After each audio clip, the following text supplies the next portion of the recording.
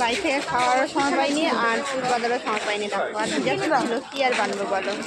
তাই এভাবে চলে এসেছি। অনুষ্ঠান বাড়ি যাওয়ার আগে বৌদি বাড়ি উঠবো, ওখানেই রেডি হয়ে তারপরে যাবো আরেকটা বাড়ি, ঠিক আছে। আর আমার মা অনেক কিছু কিনবে। দেখো মেয়েদের কসমেটিক আর শেষ নেই। দেখো এখন এখানে কি খুঁজছে আমি নিজেও যাই না, আমার মা খুঁজছে। কালকে রাত্রিবেলা নিয়ে গেলাম, আবার আজকেও মা হয়নি, আরও নেবে। মেয়ে কত কাজ করছে গো। বলো তো বন্ধুরা, আমরা কোন স্টেশনে আছি? শান্তিপুর ছেড়ে চলে যাচ্ছি অনেক দূরে, আর যাবো না শান্তিপুরে। দেখে নিও আমাকে এখানে রাখতে এসছে সবাই, ফ্যামিলি সবাই, তাই আর শান্তিপুরে ফিরছি না। কোথায় আছে সেটাও বলবো না।